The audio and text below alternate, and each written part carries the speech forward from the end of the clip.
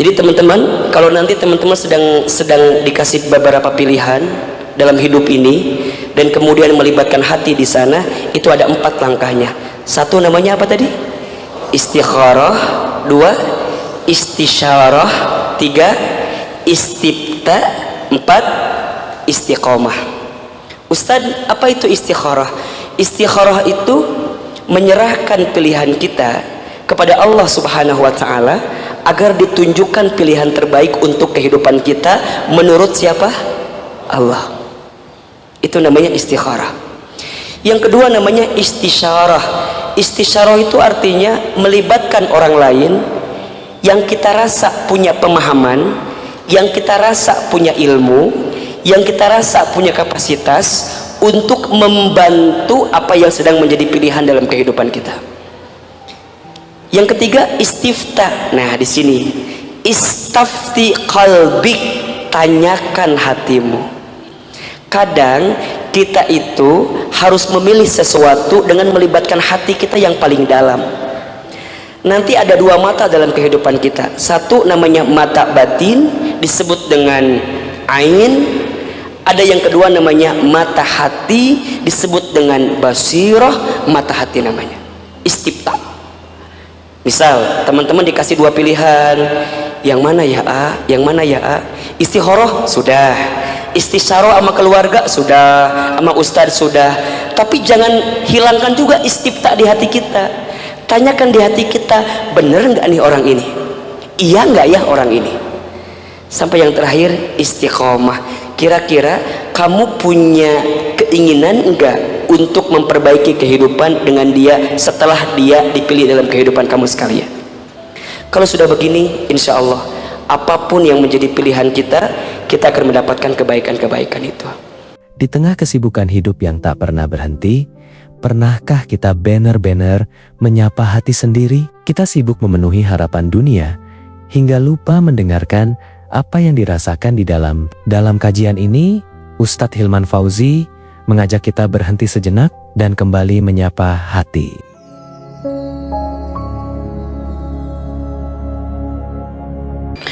Bismillahirrahmanirrahim. Assalamualaikum warahmatullahi wabarakatuh.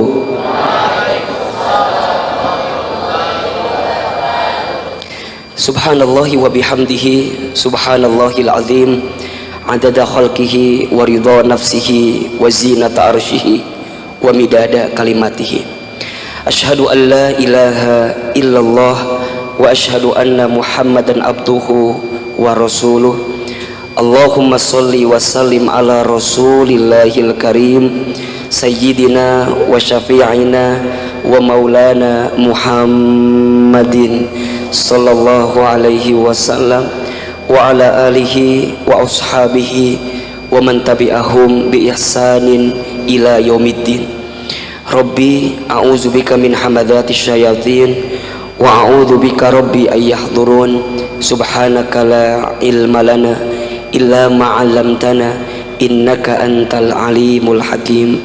La haula wala quwata illa billahil aliyyil azim.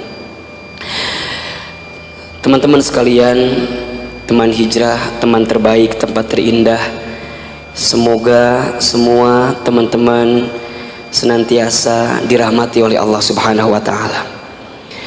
Apa kabar semuanya sore hari ini? Sehat? Yang ikhwan sehat?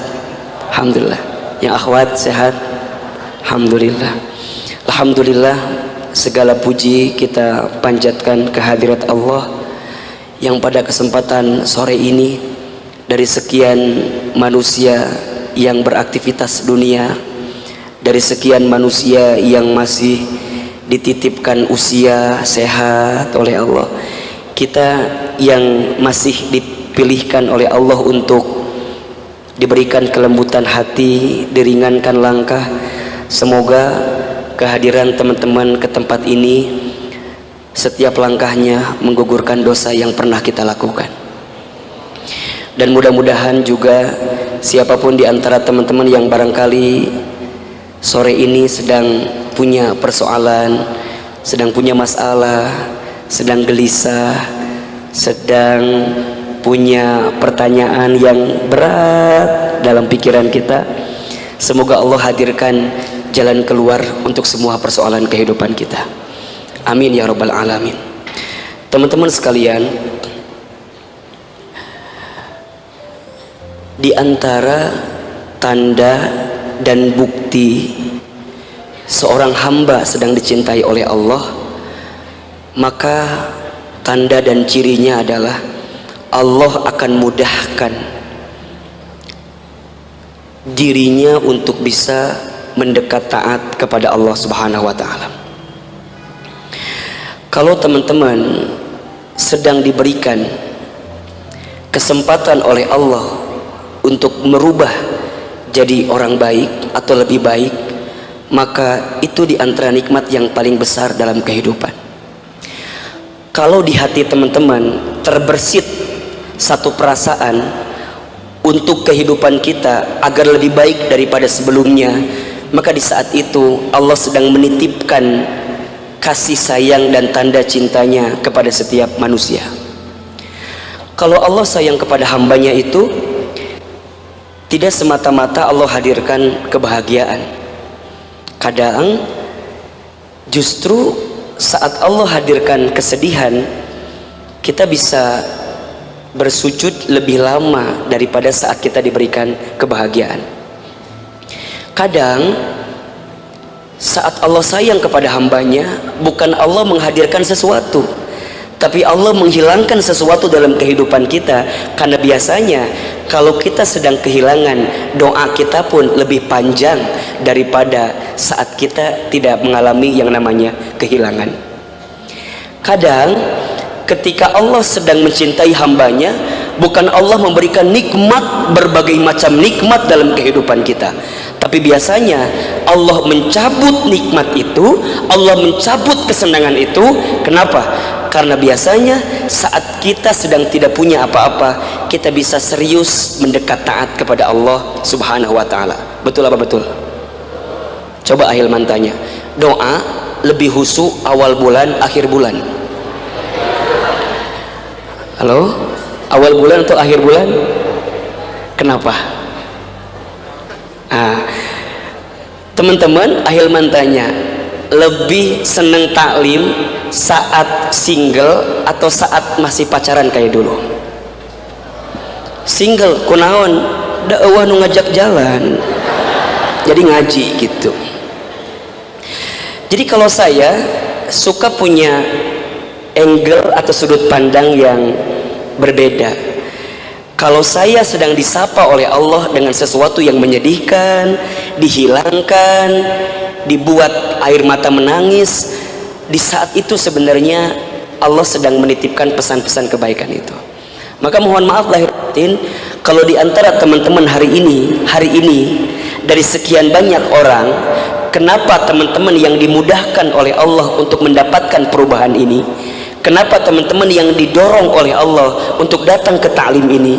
Kenapa teman-teman yang kemudian dibuat mudah untuk hadir dalam komunitas hijrah ini? Karena bisa jadi pesan terdalamnya adalah Allah inginkan dalam hidup teman-teman lebih baik daripada sebelumnya.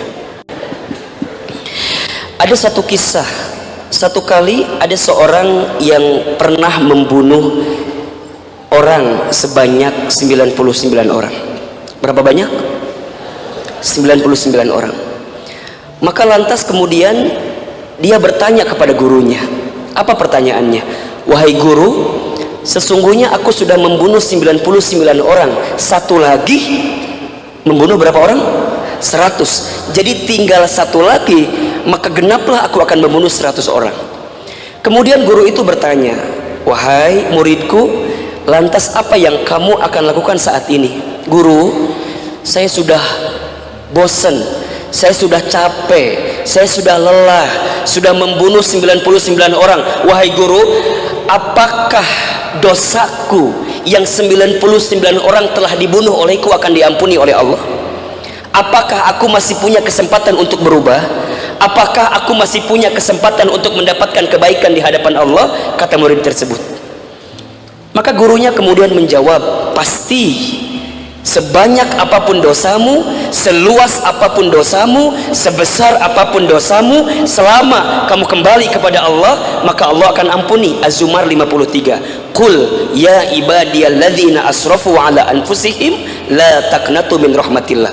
Wahai hambaku yang pernah berbuat dosa, berbuat salah, keterlaluan berbuat dosanya, membunuh banyak sekali.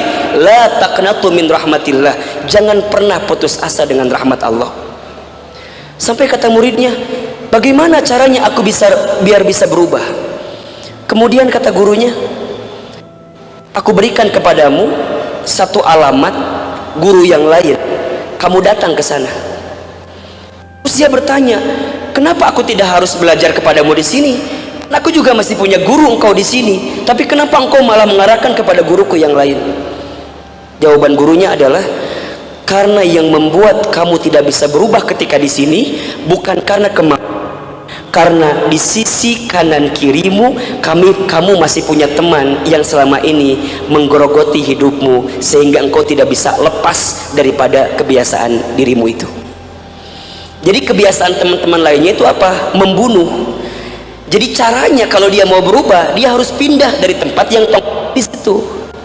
Guruku, kalau demikian berarti aku membenci temanku dong, berarti aku menjauhi temanku dong, berarti aku harus kemudian mengatakan kepada temanku, lo gue, apakah harus seperti itu guruku? Bukan. Sesungguhnya saat engkau pindah kepada guruku yang lain, sesungguhnya saat engkau pindah dari sini bukan karena engkau benci kepada temanmu, hanya karena engkau butuh waktu, engkau butuh tempat untuk mendapatkan kebaikan, karena saat engkau ada di situ engkau tidak mendapatkan kebaikan itu. Jadi memang kadang-kadang teman-teman mohon maaf ya, kalau kita pengen jadi baik, di antara konsekuensinya adalah kita harus tinggalkan sejenak teman-teman yang selama ini tidak mendatangkan kebaikan dalam hidup kita. Bukan kita benci sama dia, bukan kita pengen bilang sama dia, udah ya sekarang kita nggak temenan lagi, lo kan kaflingnya di neraka, saya kan bukan itu, bukan. Tapi memang ada kondisi di mana kita harus tinggalkan dia untuk bisa mendapatkan kebaikan-kebaikan itu. Sampai kata gurunya apa? Kalau demikian kamu pergilah ke sana. Terus gimana guruku dengan teman-temanku yang lain? Tinggalkan saja. Karena sesungguhnya saat engkau meninggalkan sesuatu karena Allah, Allah akan ganti dengan sesuatu yang lebih baik. Kalau engkau meninggalkan seseorang karena Allah, maka Allah akan menggantikan dengan yang lebih baik. So, quote-nya gampang aja. Lebih baik kehilangan sesuatu karena Allah daripada kehilangan Allah karena sesuatu. Lebih baik kehilangan seseorang karena Allah daripada kehilangan Allah karena seseorang. Catat status. Jadi gimana Ustadz? Memang harus meninggalkan itu. Singkat cerita, kemudian dia tinggalkan temannya. Temannya bertanya, wahai teman, mau kemana? Bukankah kita selama ini bersama terus? Iya, tapi aku mendapatkan pesan dari guruku, aku harus meninggalkan kamu sekalian. Tapi bukan untuk selamanya, untuk sementara. Kita akan ketemu lagi di waktu yang tepat, tapi entah kapan aku pun tidak tahu. Tunggu saatnya. Sampai kemudian temannya mengantarkan dia, dan kemudian berangkatlah dia sendirian. Allahu Akbar. Singkat cerita, sebelum dia sampai ke tempat gurunya yang baru itu, ternyata ajal menjemputnya. Dia meninggal. Allahu Akbar. Ketika dia meninggal, kemudian teman-temannya bertanya kepada gurunya tersebut, di manakah tempat si fulan ini setelah dia meninggal di perjalanan? Kemudian gurunya memerintahkan, coba ukur jaraknya antara jarak dia berangkat menuju matinya, antara matinya dia dengan tempat tujuannya. Mana yang lebih dekat? Apakah jarak dia start menuju matinya, atau saat dia mati menuju finishnya atau tujuannya? Allahu Akbar. Ketika diukur, ternyata jaraknya 10 cm. Itu lebih dekat jarak dia kepada tempat tujuan dia yang sedang dia akan tuju. Apa yang terjadi ketika sudah sampai di tempat itu? Kemudian gurunya bertanya kepada Rasulullah SAW, maka Rasul kemudian menyampaikan, tempat dia itu setelah dia membunuh 99 orang, setelah dia melakukan kemaksiatan, setelah dia melakukan kesalahan, kemudian dia berniat untuk menjadi orang yang lebih baik, dia berniat untuk menjadi orang yang lebih baik, Allahu Akbar, saat dia mati jarak tempatnya lebih dekat kepada tujuan kebaikannya, maka kata Rasulullah SAW, tempatnya di surga. Sampai turun hadisnya kan, man salaka tariqan yaltamisu fihi ilman sahalallahu lahu bihi tariqan ilal jannah. Barang siapa yang mempermudah langkah kakinya untuk bisa mengejar jalan ilmu, maka untuknya Allah akan mudahkan jalan surga dalam kehidupannya. Maka catat baik-baik ya teman-teman sekalian, sebesar apapun dosa teman-teman terdahulu, sekelam apapun masa silam teman-teman yang terdahulu, sebanyak apapun dosa teman-teman yang terdahulu, maka yakinkan dalam hati teman-teman, saat sore ini teman-teman dimudahkan datang ke sini, berharaplah semoga taklim kita hari ini menjadi kebaikan di hadapan Allah Subhanahu wa taala. Tapi jangan berharap mati juga gitu ya. Ustaz, saya mau mati sekarang aja lah biar kayak masuk surga kayak kisah yang tadi. Enggak juga. Tapi artinya kalau teman-teman sedang dimudahkan dalam berbuat baik, maka bismillah, di saat itulah Allah sedang inginkan sesuatu yang terbaik dalam kehidupan teman-teman. Bismillah, kita di sini semua sama, tidak ada yang paling soleh, tidak ada yang paling baik, dan tidak ada yang punya kaplingan surga lebih duluan di antara kita. Kita ini semua sama, sedang menanti, sedang mempersiapkan bagaimana saat Allah menjemput ajal kita, kita semua bisa masuk ke dalam surganya Allah Subhanahu wa taala. Catat baik-baik ya, Allah itu lebih mencintai orang yang banyak dosa kemudian dia bertaubat kepada Allah daripada orang yang soleh sedangkan dia merasa tidak punya salah dalam kehidupan. Saya ulangi, Allah lebih mencintai manusia yang banyak dosa kemudian dia bertaubat kepada Allah daripada orang yang soleh sedangkan dia merasa tidak punya salah dalam kehidupan. Surat Al-Baqarah ayat 222, innallaha yuhibbut tawwabina wa yuhibbul mutatahhirin. Sesungguhnya Allah mencintai orang yang bertaubat dan Allah mencintai orang yang mensucikan diri. Barakallahu fikum. Mudah-mudahan kita semua dijaga oleh Allah dari setiap kesalahan dalam kehidupan kita. Baik teman-teman sekalian, tema kita hari ini adalah tanya hati. Tanya siapa? Hati siapa? Hati siapa?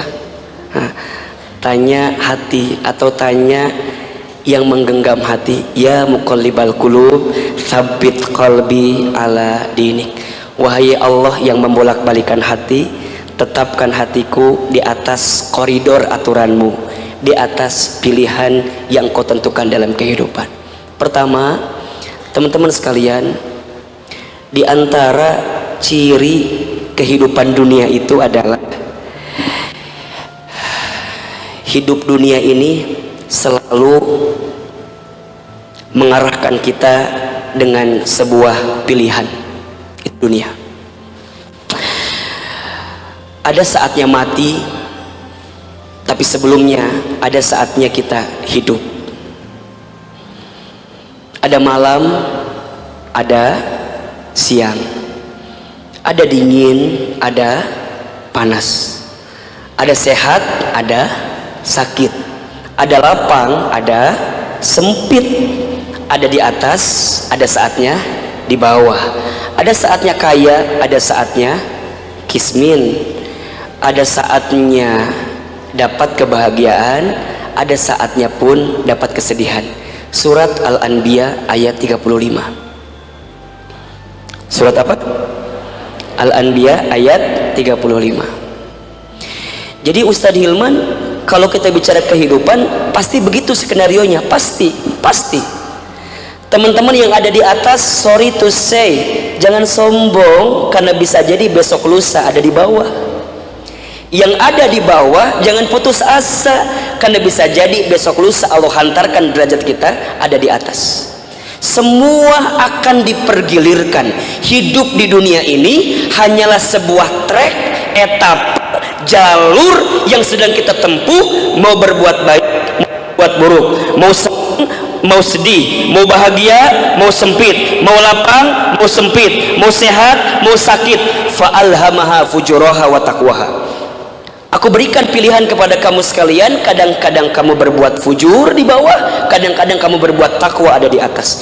Jadi kehidupan ini hanyalah perputaran. Lihat kalimatnya yang tadi, Al-Anbiya ayat 35. Apa kata Allah? Peringatan kepada orang yang hidup di dunia untuk nggak harus kemudian galau lagi dengan kehidupan. Pertama, di awal ayatnya kemudian Allah berfirman, kullu nafsin dha'iqatul maut. Setiap yang bernafas, setiap yang berjiwa pasti akan berjumpa dengan yang namanya kematian.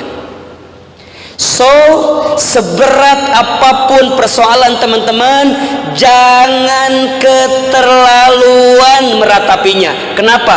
Badai pasti berlalu.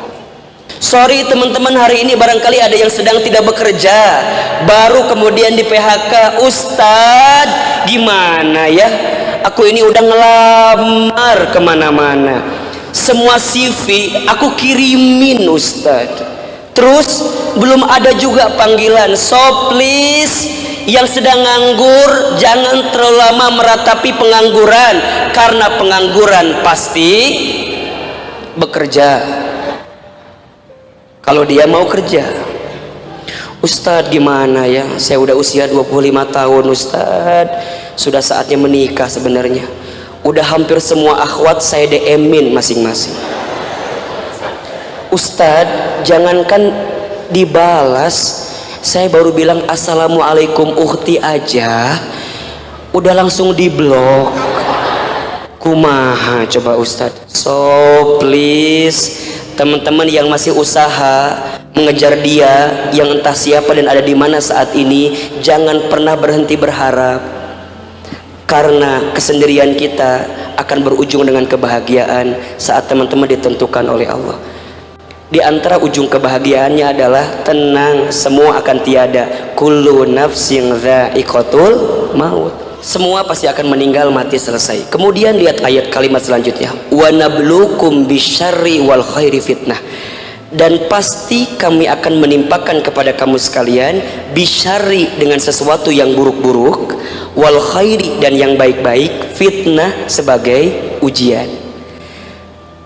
Jadi gimana Ustadz? Yang namanya pilihan itu pasti ada dalam kehidupan kita. Teman-teman nggak bisa nggak bisa menganggap hidup ini mulus-mulus aja gitu, nggak bisa. Teman-teman berpikir begini, Hilman, kayaknya kalau udah nikah mungkin hati saya akan lebih tenang ya daripada sebelum menikah. Itu belum tentu. Betul apa enggak? Nggak tahu ya, karena belum mengalami, dan jangan berhalusinasi juga gitu ya. Tapi itu faktanya. Sebelum nikah mungkin problem, setelah menikah catat baik-baik, pasti akan ada problem juga. Sebelum bekerja masalah, setelah bekerja pasti ada masalah. Nggak bisa kita mengukur bahwa ini akan jadi baik, akan jadi baik, akan jadi baik.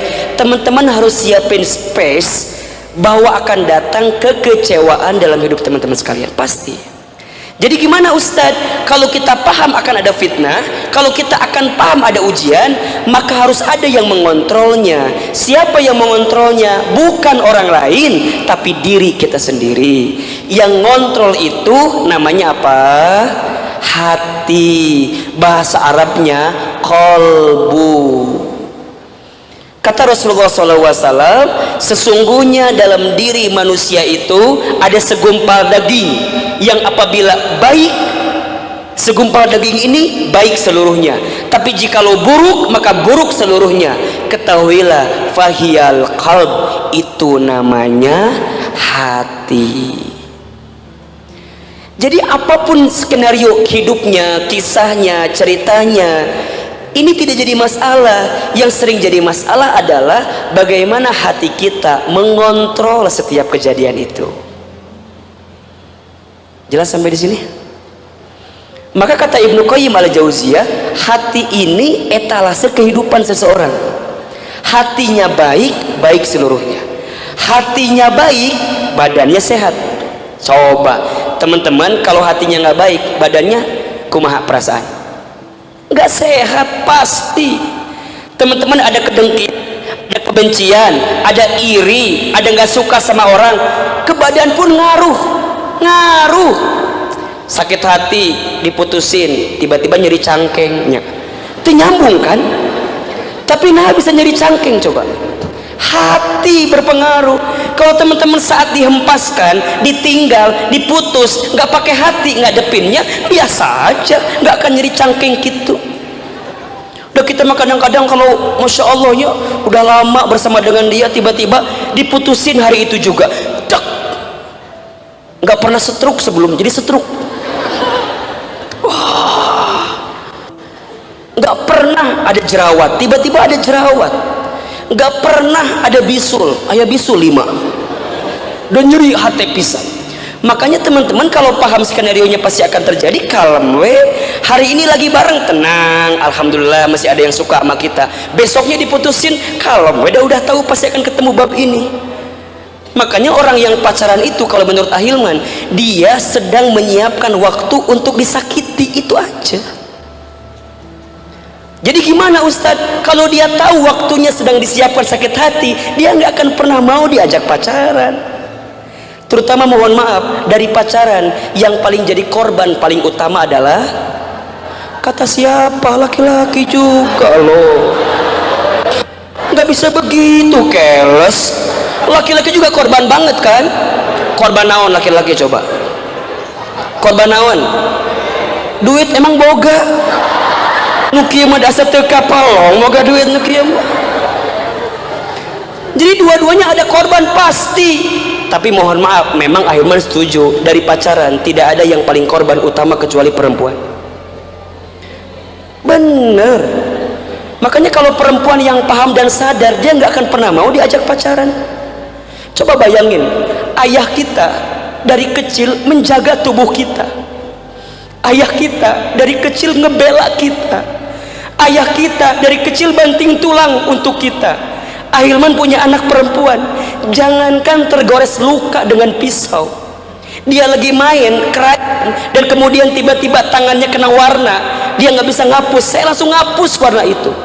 Tapi mohon maaf, berapa banyak ada perempuan yang dia kemudian mau disentuh dengan siapapun laki-laki hanya modal martabak telur. Halo, kemana hungkul coba? Hanya modal nasi goreng. Ya Allah, ayah kalian banting tulang jaga kalian, ayah kalian ngebela kalian, ayah kalian mengorbankan kalian. Maka Ahilman tuh kadang-kadang suka kumanya, suka jadi sakit hati sorangan gitu ketika ada perempuan tiba-tiba dicampakkan begitu saja. Makanya mohon maaf ya ikhwan, antum seburuk apapun antum menjadi manusia, please jangan pernah sakiti hati perempuan, please. Kenapa? Karena saat antum menyakiti hati perempuan, bab keduanya adalah akan banyak kekecewaan dalam kehidupan antum yang Allah akan datangkan. Anggap perempuan itu adalah ibu kita. Coba bayangin kalau ibu kita disakiti gimana? Kan nggak bisa. Sama juga antum perempuan. Bayangin laki-laki itu adalah ayah yang dia sudah ngebela banting tulang, bawa nasi martabak, pecel lele, segala rupa. Baik dong. Ini pesan dari Ahilman, ikuti ikhwan,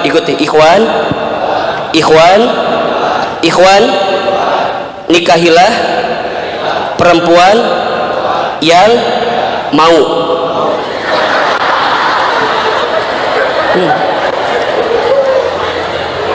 Jangan maksain yang nggak mau. Kita teh kadang-kadang suka maksain begitu. Nah maka Ahilman, kalau orang tahu paham hidupnya itu akan ketemu titik kiri, titik kanan, bawah, atas, fitnah, itu ujian, maka dia akan tenang aja menghadapinya. Nah hati ini di dalam Al-Quran ada 3 jenisnya.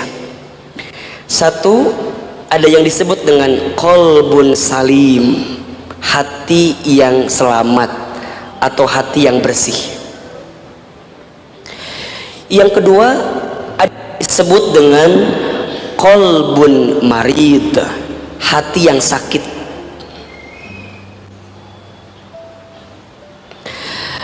Atau yang ketiga, ada yang disebut dengan qalbun mayyit, hati yang mati. Pertama, hati yang apa? Selamat atau bersih. Yang kedua, hati yang sakit. Yang ketiga, hati yang mati.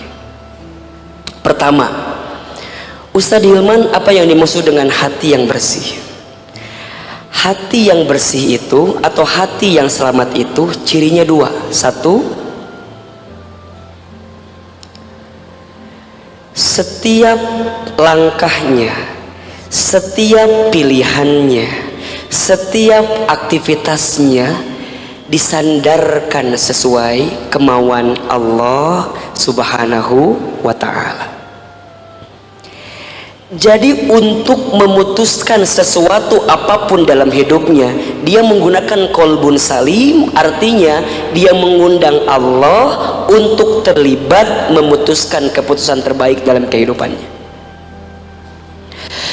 Dan yang kedua, qalbun salim itu cirinya adalah hati yang tidak ada kebencian sedikit pun kepada manusia yang lain.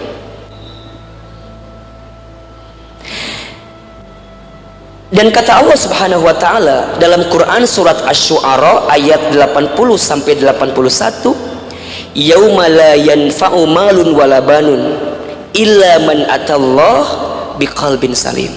Akan ada satu hari di mana harta, di mana anak-anak, di mana keluarga, di mana pasangan la yanfa, tidak akan bermanfaat di hadapan Allah, illa kecuali man atallaha biqalbin salim, orang yang datang kepada Allah dengan hati yang selamat, dengan hati yang bersih, hatinya terikat kepada Allah dan hatinya tidak pernah ada kebencian sedikit pun kepada manusia yang lain.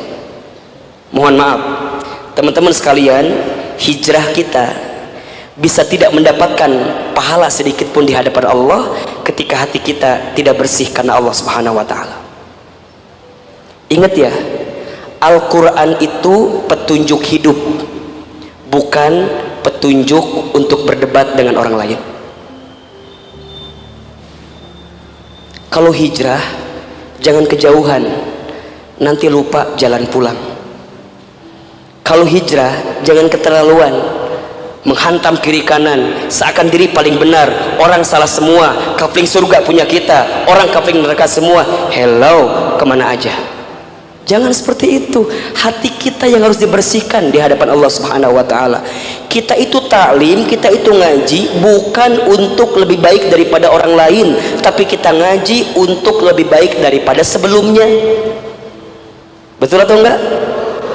Jadi seberapa banyak pun ilmu yang kita dapatkan bukan untuk memotret orang lain, bukan untuk menjadi senjata berdebat dengan orang lain, bukan untuk mengkafirkan orang yang sudah Islam, bukan berarti menyalahkan orang yang sudah baik.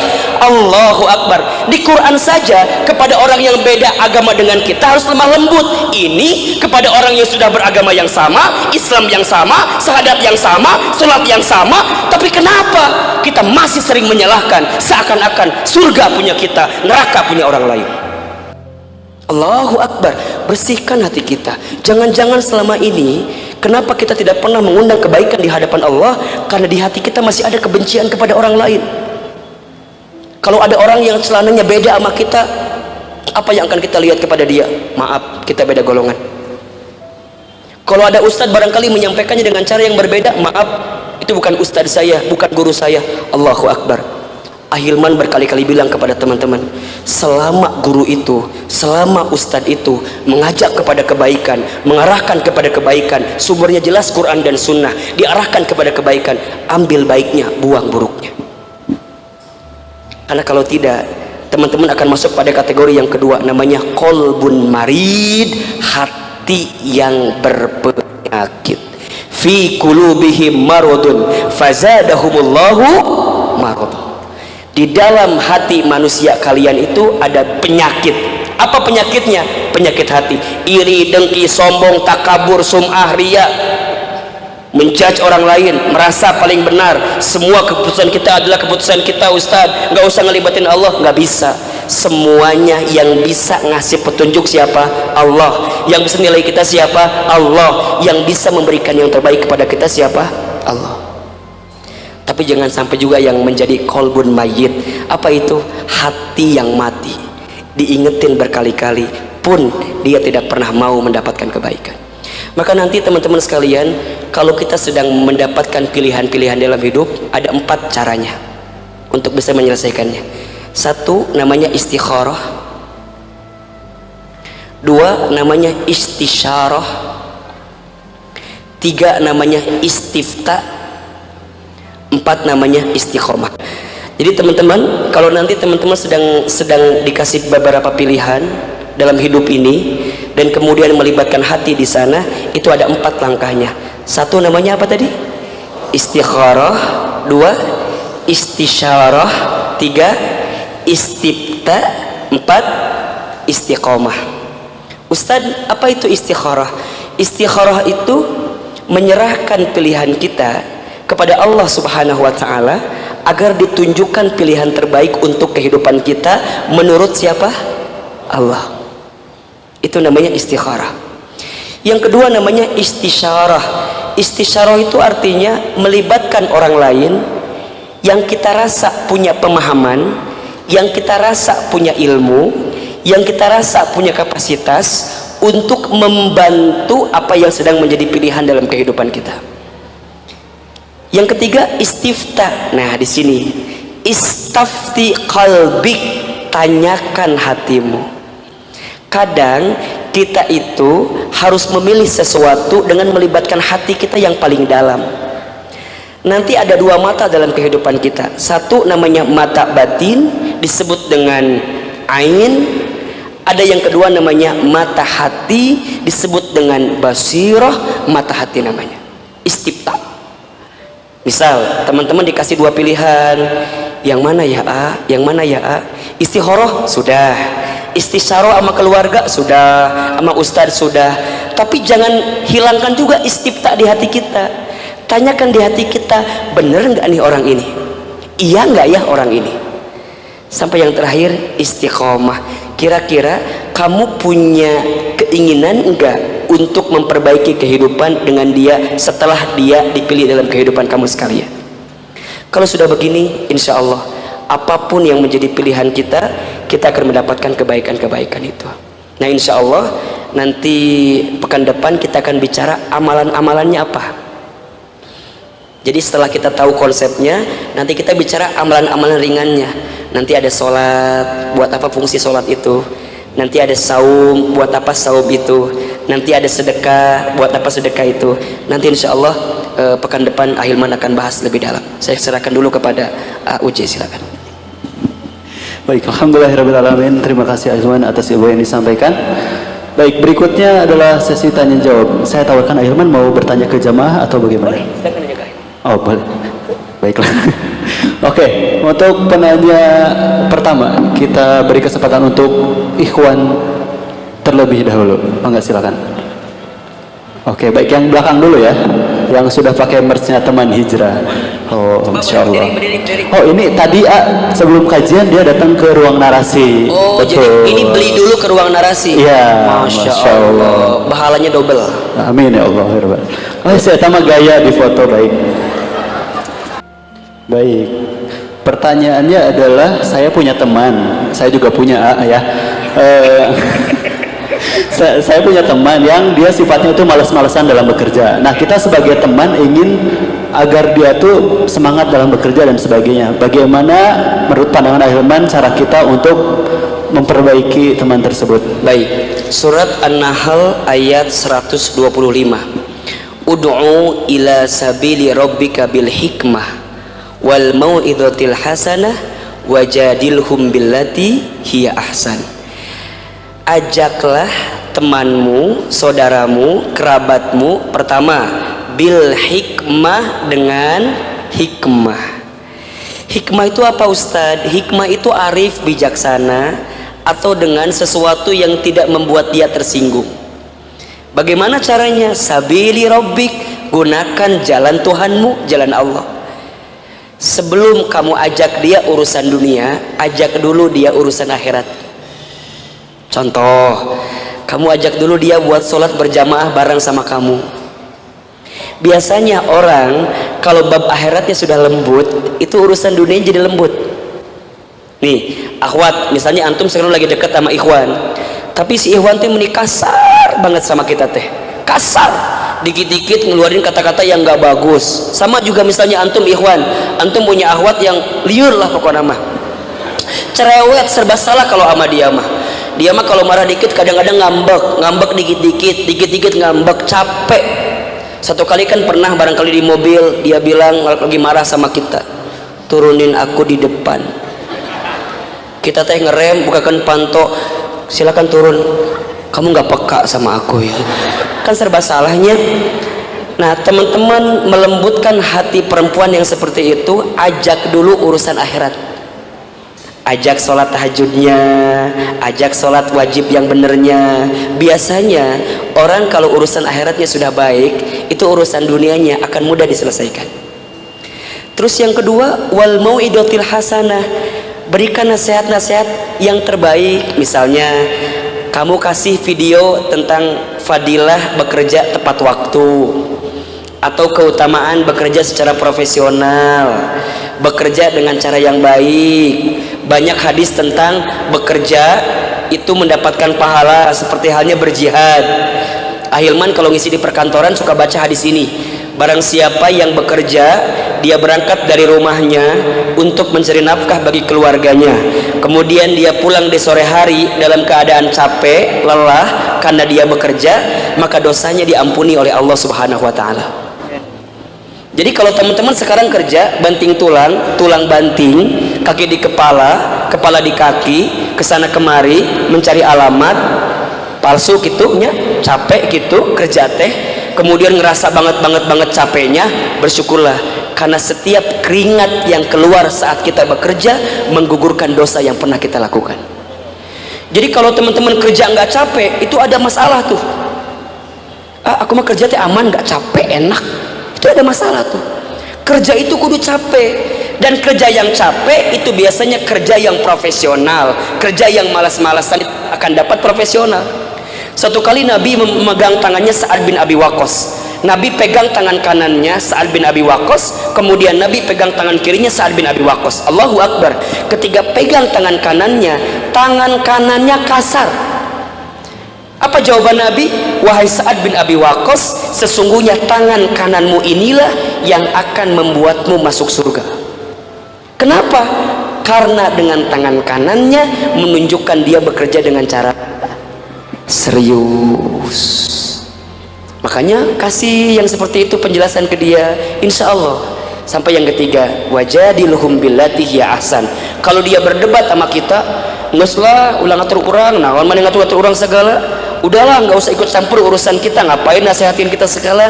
Billati hiya ahsan, jawab dia pun dengan cara yang ahsan. Jangan jadi emangnya dia nasihatin tengarti wae, nah ari maneh cik atuh gelut dua anak kan liur. Billati hiya ahsan. Jelas? Oke, sudah dapat kue belum? Oke, good. Nanti bonnya dikasih ya. Oke ya. Oke. Masih untuk Ikhwan masih ada? Oh, yang ini dulu kasih nih, yang samping hijab. Silakan. Pakai baju TH enggak? Enggak. Assalamualaikum warahmatullahi wabarakatuh. Waalaikumsalam. Ustadz mau tanya nih, Enggak. saya itu kan punya temen nih. Punya teman. Setiap diajakin sholat itu dia kayak berdebat, tapi dengan Al-Quran. Jadi dia bawa surat di Al-Quran. Sedangkan ilmu saya aja, maksudnya emang belum sampai situ. Dan tujuannya dia menggunakan Al-Quran itu biar ngindarin sholat. Jadi biar dia nggak mau diajak sholat. Nah itu gimana sih Ustadz cara menghadapi orang-orang seperti itu? Emang di Quran ada alasan buat nggak sholat? Enggak, intinya jadi itu dia selalu ada alasan nih surat ini nih. Nah sedangkan saya aja maksudnya belum tahu loh itu surat apa dan itu benar apa enggak. Jadi dia selalu ngindar-ngindar buat sholat. Jadi di sholat di Quran ada alasan buat nggak sholat. Hayang apal ayatnya di mananya? Jadi dia tuh diajak sholat sama kamu teh. Iya. Terus dia teh nggak mau. Alasannya menggunakan Al-Quran. Iya. Terus logis alasan anak. Iya kadang kan dia emang mantan anak pesantren tuh. Jadi dia diajarinnya kayak gini gitu. Kumaha kayak gini teh kumaha. hayang apal akhirnya kumaha carana eta misalnya nih bro sholat yuk nah kumaha jawaban manehna Ya entang terus kan dia jawab tuh gitu terus oke. terus saya bales kan ayo kalau sholat itu jangan ditinggalin jangan ya udah entar terus dia tiba-tiba kayak ngajak debat gitu lu so tahu lu gini lu gue di pesantren diajarinnya kayak gini nih jadi tenang aja kalau misalnya ada urusan mah kata dia gitu. Kompleks memang jawaban ini ya. Ngeus we betul lieur mah bro sholat engke we ya udah tuh gua duluan ya ya udah. Nah biasanya kalau kita duluan dia akan ngikut. Kadang ada cara dakwah bukan dengan bil qaul, bukan dengan cara kata-kata, tapi butuh dengan bil hal, dengan contoh. Jadi teman-teman langsung we sholat zuhur misalnya jam 12 jam 10 langsung sholat lieur eta ngaranna tahluk itu meureun di debat bener debatna. Tapi lamun ieu mah geus waktunya jam 12 teman-teman juga diajak engke we masih ada waktu kan Allah biasa kieu jawabanna teh baheula lagi ayeman apal kan ayeman ge sok kitu ngajawab ka baturnya jahiliyah baheula mah apal urang teh Quran tapi sok kitu kan Allah maha memudahkan kan Islam mudah kalem tidak usah memperberat urusan kita kalau bisa sholat sok henteu mah engke we jamak 5 kali sekaligus tak itu biasa nama ngeureuyeuna teh dengan alasan karena Islam itu mudah Quran itu nggak memberatkan itu biasana kamu jawab Islamnya mudah ngan maneh nu ngahesekeun tah gitu Islamnya mudah kamu yang mempersulit udah teman-teman sekalian kita mah jangan sibuk lah dengan orang lain betul apa enggak lieur batur hayang dirubah ku urangna can berubah kan capek bener apa enggak sekarang mah udah teman-teman lagi ke mall nih bareng sama teman kita azan asar Allahu Akbar udah azan teman-teman ngajak sama teman sampingnya sis apa panggilannya sisnya sista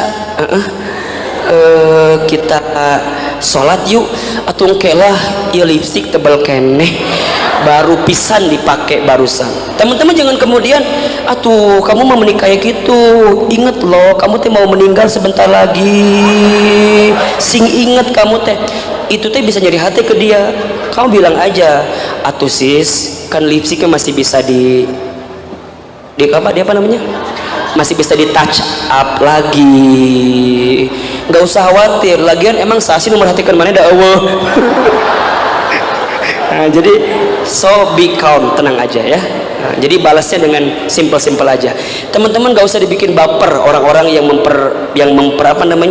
mempermainkan yang namanya urusan agama itu nggak usah teman-teman ngajak tahajud sama orang nggak mau nggak usah ngajak taklim kan suka ada tuh bro kui inget loh Ahilman sekarang belakangan kurang melihat kui lagi di komen Instagram ya apa nggak punya kuota teman-teman kumaha sih udah dikasih giveaway udah dikasih ini nah wah kui deh itu kemana hungkul ayo teman-teman mandala ala khair falahu mislu ajri fa'ilihi barang siapa yang mengajak kepada kebaikan walaupun hanya sebatas maka dia mendapatkan pahala sebagaimana dia mendapatkan kebaikan itu maka ulah hese nyebutkan kui teh kui langsung tag tak dia akan komenkan di bawah nanaonan sih kamu ngetek aku nanaonan sih ngetek aku kamu jawab aku teh peduli sama kamu aku nggak mau saat nanti di akhirat kamu berpisah sama aku tuh mau kamu dan aku sama-sama di surga apa kamu nggak mau sih aku jadi sedih banget ya gitu sudah itu biasanya ada feel yang berbeda gitu sama teman-teman juga kalau biasa ngekoi ikhwan coba ngekoi yang akhwat kalau tahu intinya kamu hijrah ya sekarang iya emang kenapa cie ahli surga ye ahli neraka liur kan adik gitu mah jadi pacie atau kuno nama cie so alim daripada so bangor ngesrah udah jieun pusing dan temen-temen mah yang jadi pusing teh diambil ke hati dibilang soalim nyonya aduh soalim banget aku tehnya udah nggak usah itu nuliur mah teman-teman berangkat ngaji biasa nggak pernah pakai jilbab panjang tiba-tiba pakai jilbab panjang hitam Batman orang dipanggil Batman, kumahanya ulah baper, kalem we, mendingan aku Batman daripada kamu Joker. Serba salah. Jadi tenang, so jangan dimasukin ke hati. Itu mah cuman butiran-butiran debu aja lah yang nempel di hati kita, biasa aja. Sok Ahwat, ada lagi satu lagi? Ada. 1, 2, 3. Boleh milih, silahkan mau yang mana? Ini deh. Bismillahirrahmanirrahim. Assalamualaikum warahmatullahi wabarakatuh. Waalaikumsalam warahmatullahi wabarakatuh. Ini nggak tahu ya pertanyaannya apa nyambung dengan tema atau enggak. 1 bulan yang lalu, alhamdulillah ala kulli hal, saya baru saja kehilangan calon bayi saya. Mohon doanya semoga segera Allah kasih lagi gantinya. Sampai dengan lewat 1 bulan ini, saya masih ngerasa di hati itu sedih banget. Ahilman, apakah kesedihan yang sudah lewat 1 bulan lebih ini yang masih ada di hati itu termasuk ketidakberterimaan diri terhadap ketentuan yang udah Allah kasih dan Allah tetapkan, dan bagaimana caranya supaya hati ini bisa benar-benar ridho gitu ngelepasin calon bayi yang sudah Allah ambil lagi. Terima kasih itu aja. Assalamualaikum warahmatullahi wabarakatuh. Waalaikumsalam warahmatullahi wabarakatuh. 1, kalau kita tidak ingin pernah merasa kehilangan, jangan pernah merasa memiliki. Kalau kita tidak ingin merasakan kehilangan, jangan pernah merasa memiliki. Biasanya teteh, yang membuat teteh kemarin ngerasa sakit banget ketika kehilangan bayi itu yang sedang dikandung, karena kita terlalu memiliki itu, merasa memiliki. Maka caranya adalah mulai hari ini lepaskan apapun yang sebenarnya tidak harus kita miliki sesungguhnya. Apa diantaranya? Dunia. Dunia itu kita biasanya sebut dengan 4 tak ya: harta, tahta, wanita atau keluarga, yang terakhir kuotanya. Eta dunia maksudnya teh. Maka pertama, kalau tidak ingin pernah merasa kehilangan, jangan pernah merasa memiliki. Yang kedua, yakinkan di hati kita setiap sesuatu yang hilang pasti akan berganti. Bisa jadi kemarin itu Allah hilangkan putra atau bayi yang sedang dikandung itu karena Allah sedang menyiapkan pahala sabar buat teteh, dan kemudian Allah siapkan ganti yang lebih baik. Catat ya, setelah bab ikhlas pasti akan datang bab syukur. Kalau teteh sudah pernah kehilangan, kemudian teteh ikhlas terimain itu, Allah siapin penggantinya. Tapi Ahilman, kenapa ya sekarang saya nggak pernah diganti lagi sama Allah dari kehilangan kita? Bukan nggak ada penggantinya, tapi barangkali teteh masih menyimpan luka yang lama sehingga pengganti itu nggak mau hinggap di hati teteh. Karena kalau teteh ini sudah buka hatinya, sudah lapang hatinya, maka akan datang kebaikannya. Catat baik-baik ya, hati lapang, hidup senang. Hati lapang, jodoh datang. Hati lapang, lunas hutang. Hati sempit, hidup sulit. Hati sempit, jodoh rumit. Hati sempit, hutang terbelit. Jadi yang membuat semuanya susah itu karena hati kita. Nah teteh, bayi kemarin, yakinkan dalam hati itu kado terbaik, investasi surga buat teteh. Si dede udah nyiapin sekarang tempat buat teteh di surga. Mohon maaf, teteh jangan lihat ibu-ibu yang sudah mengandung melahirkan, barangkali dia belum punya orderan surga lebih baik daripada teteh. Teteh dengan kehilangan, kemudian ikhlas kehilangannya, Allah siapin kafling surga buat teteh karena punya anak yang diambil oleh Allah Subhanahu wa Ta'ala. Kalau sudah bab ikhlas, bab selanjutnya adalah ikhtiar untuk bisa mengundang daripada penggantinya.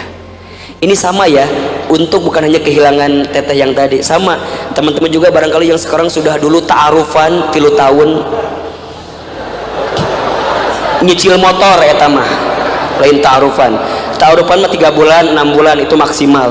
Teman-teman dekat sama seseorang, tiba-tiba seseorang itu dengan tanpa angin, hujan, ombak, nggak ada petir, nggak ada badai, tiba-tiba mutusin kita di tengah jalan, katabrak jeger di tengah jalan, mutuskan anak putus. Kumahanya Ustadz, mending nggak bisa ngelupain dia teh, udah termemorikan di sini tentang bayangan-bayangan dia teh. Sampai saya mah kalau lihat laki-laki teh kebayang teh wajah dia terus Ustadz, susah ngilanginnya. Kumaha Ustadz? Udah, teman-teman yakinkan di hati, memang saatnya dia akan pergi dan hilang.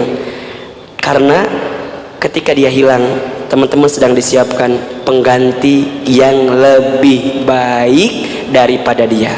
Apa doanya? Ahilman pernah ngajarin, Allahumma ajurni fi musibati wa khlufli khairan minha. Sama-sama, Allahumma ajurni fi musibati wa khlufli khairan minha. Sama-sama artinya, ya Allah, kami mohon berikan pahala kepadaku untuk musibah yang menimpaku, dan ya Allah, kami memohon gantilah sesuatu yang hilang dariku dengan yang lebih baik di matamu. Simple. Allahumma ajurni fi musibati wa khlufli khairan minha. Siapkan infak terbaik untuk sore hari ini. Sedang hujan di luar, setelah taklim, sedekah infak adalah sedekah infak terbaik. Dan insya Allah untuk infak sedekah pekan ini kita akan gunakan memberi perlengkapan multimedia untuk teman hijrah. Jadi setiap ada karya nanti, ada poster, ada flyer, ada video yang teman-teman lihat, itu pahalanya akan sampai kepada teman-teman sekalian. Allahu Akbar. Setiap tayangan kita, setiap poster kita, flyer kita yang hadir, itu semua berkat infak teman-teman, sedekah teman-teman kali ini. Berikan infak yang terbaik, karena infak bisa merubah segalanya dalam kehidupan. Sedekah infak itu bisa merubah keadaan kita. Yang sulit jadi mudah, yang ringan itu bisa menjadi lebih baik dalam kehidupan. Sama-sama kita sholawatan sambil kita berikan infak terbaik. Tolong teman-teman ofisial dibantu agar jamaah bisa dilayani untuk memberikan infak terbaik. Sama-sama kita bersolawat kepada Rasulullah. Semoga pertemuan kita hari ini disaksikan oleh Rasulullah Sallallahu Alaihi Wasallam dan kita semua diakui menjadi umat Rasulullah Sallallahu Alaihi Wasallam. Kita sama-sama ya. Sallallahu Rabbuna ala nuril mubin Ahmadal Mustafa Sayyidil Mursalin wa ala alihi wa sahbihi ajma'in wa ala alihi wa sahbihi ajma'in. Lebih keras suaranya sama-sama. Sallallahu Rabbuna ala nuril mubin Ahmadal Mustafa Sayyidil Mursalin wa ala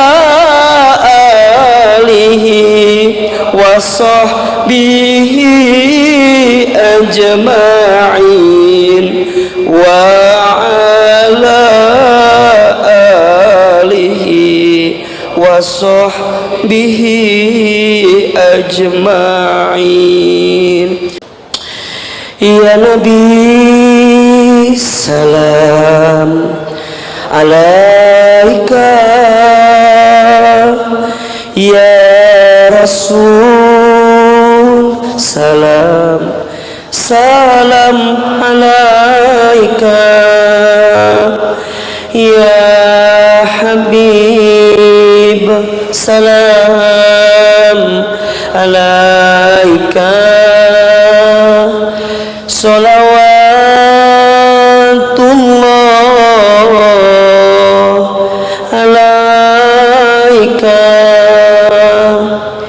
ya Nabi, salam alaika ya Rasul, salam salam alaika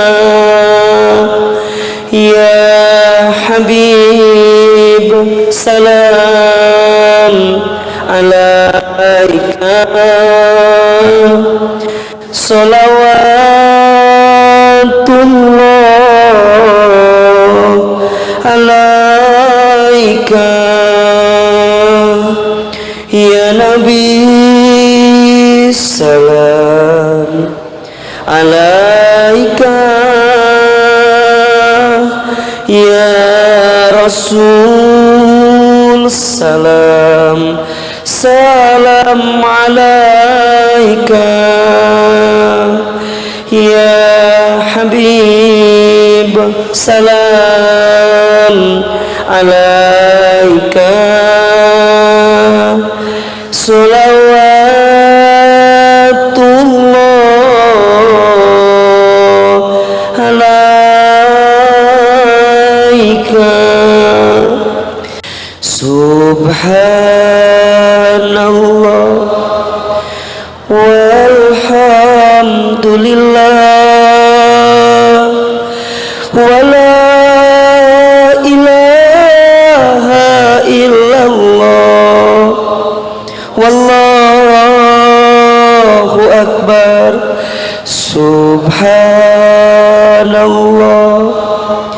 walhamdulillah wala ilaha illallah wallahu akbar. Subhanallah walhamdulillah wala ilaha illallah wallahu akbar. Mudah-mudahan yang berinfak diganti oleh Allah Subhanahu wa taala, dibalas dengan pahala yang terbaik di hadapan Allah.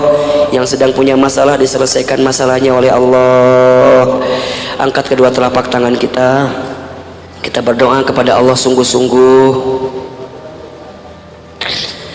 Duduk yang terbaik, duduk yang manis, simpan tasnya di depan. Tutup kedua mata kita, tundukkan kepala kita. Al-Fatihah. Auzubillahi minasyaitonirrajim. Bismillahirrahmanirrahim.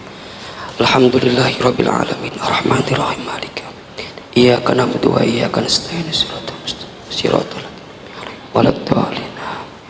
Istighfar 3 kali. Astaghfirullahaladzim. Astaghfirullahaladzim. Astaghfirullah.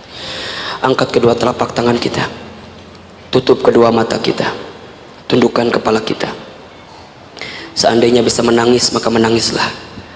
Karena air mata yang menangis dalam berdoa, tanda serius dia berdoa. Bahkan ada 3 air mata yang haram menyentuh api neraka. 1, air mata yang menetes karena bertobat di hadapan Allah. 2, air mata yang menetes karena rindu berjumpa dengan Allah. 3, air mata yang menetes karena kesulitan dalam hidupnya dan dia sedang menanti jalan keluarnya. Aminkan dalam hati masing-masing. Auzubillahi minasyaitonirrajim. Bismillahirrahmanirrahim. Alhamdulillahirabbil alamin. Alhamdulillahirabbil alamin. Alhamdulillahirabbil alamin. hamdan syakirin hamdan na'imin hamdan yuwafi ni'amahu wa yukafi mazida. Allahumma salli ala sayyidina Muhammadin wa ala alihi wa sahbihi ajma'in. Ya Allah ya Rahman ya Rahim, ya Allah ya Ghaffar ya Ghafur, ya Allah ya Wasi' ya Hafidh, ya Allah ya Basir ya Sami. Ya Allah, Engkau yang menggenggam kehidupan kami, Engkau yang menatap setiap langkah kami, Engkau yang mengetahui isi hati kami, Engkau yang mendengarkan setiap keluh kesah kami, Engkau yang menjadi sandaran untuk semua kesulitan kami. Ya Allah, terima kasih ya Allah, sore ini Engkau masih lembutkan hati kami. Terima kasih ya Allah, sore ini Engkau masih ringankan langkah kami. Ya Allah, terima kasih Engkau masih kumpulkan kami di masjid ini, padahal Engkau tahu siapa kami ini, padahal Engkau paham bagaimana kami ini. Ya Allah ya Rabb, seburuk apapun masa lalu kami, sekelam apapun masa silam kami, sekotor apapun hati kami, sesering apapun maksiat kami, sebesar apapun dosa-dosa kami, ya Allah ya Ghaffar,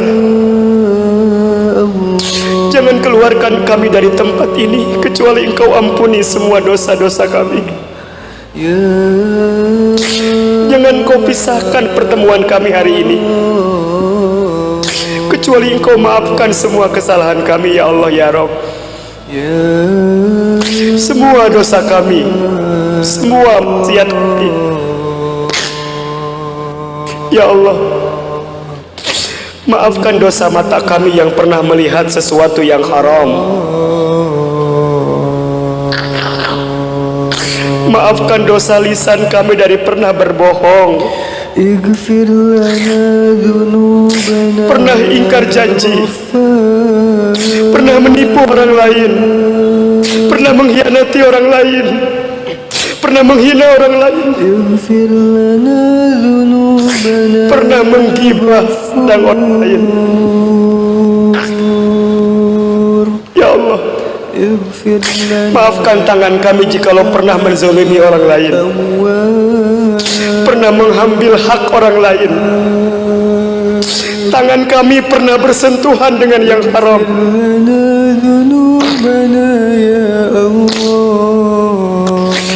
Allah, maafkan kaki kami ya Allah, pernah melangkah ke tempat maksiat kaki kami ya Allah.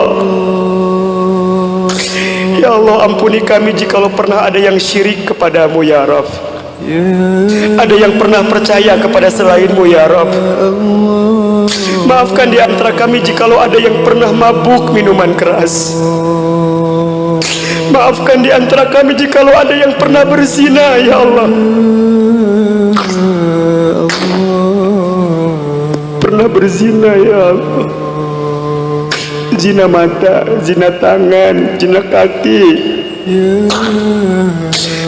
Ya Allah, maafkan kami jikalau ada yang pernah durhaka kepada orang tua kami, pernah menyakiti hati orang tua kami, pernah menggores luka di hati orang tua kami, pernah membuat orang tua kami menangis karena kelakuan kami, pernah menjengkelkan kehidupan orang tua kami, pernah buat susah ayah ibu kami.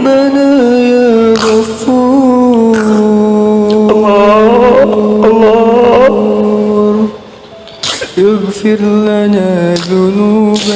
ya Allah, maafkan kami belum bisa membahagiakan orang tua kami ya Allah.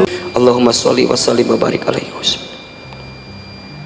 Hati yang lelah seringkali tidak bersuara, namun dampaknya terasa kemana-mana. Kita mudah gelisah, cepat marah, dan kehilangan arah. Bukan karena hidup terlalu berat, tetapi karena hati terlalu lama diabaikan. Menyapa hati bukan berarti larut dalam kesedihan, tetapi memberi ruang untuk jujur pada diri sendiri dan kembali mengingat Allah.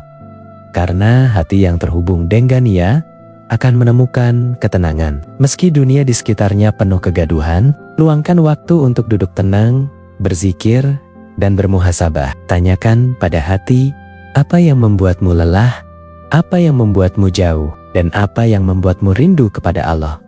Dari sanalah pemulihan dimulai. Ingatlah, hati yang dirawat akan menuntun langkah. Hati yang disucikan akan menguatkan iman. Dan hati yang dekat dengan Allah tidak mudah goyah oleh dunia. Jangan lupa subscribe agar tidak tertinggal kajian-kajian penyejuk hati dari Ustadz Hilman Fauzi selanjutnya. Semoga Allah melembutkan hati kita, menenangkan jiwa kita, dan menuntun hidup kita ke jalan yang diridainya. Amin.